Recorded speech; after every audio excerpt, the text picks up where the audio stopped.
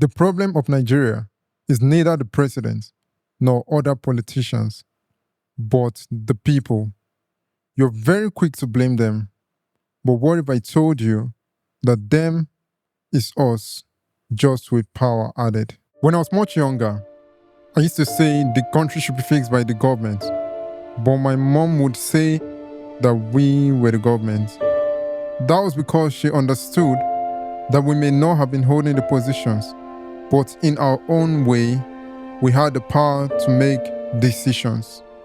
See, the men in the offices once stood in queues like we do, wore slippers to fetch water from broken taps too, trekked from school and probably couldn't afford textbooks, and still pointed fingers at those in power because they were still at the grassroots.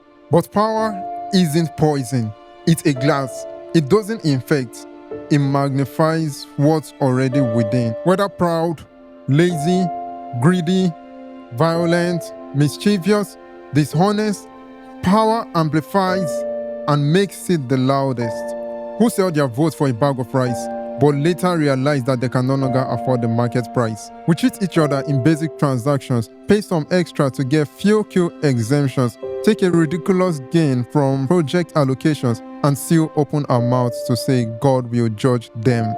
But judgment starts in the mirror, in the quiet moments where we choose ease over integrity, where we lift tribe above truth, favor over fairness, noise over nation. No sooner from today, we hope to celebrate a true democracy. But what we see now is still a demo.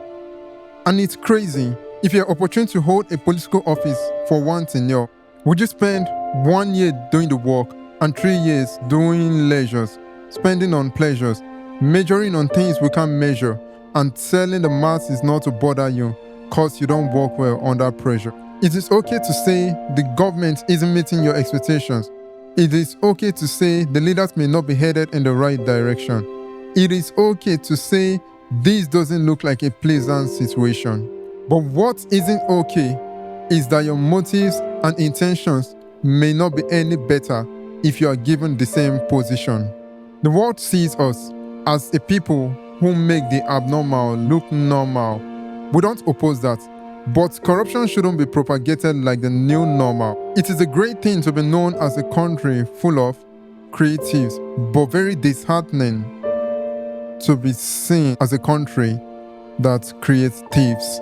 Corruption is not a distant practice, it's a habit of the masses, the culture we keep, the ethics we abandon when no one is watching. So no, it's not just the government, it's the security operative that collects 1,000 naira to let the wrong man pass, the student who fakes credentials, the man who breaks traffic laws because who go catch me, and if at all anybody catches him, the way out is just settle am. We've tried everything from hate speeches to protests, using X, threats, and even law firms.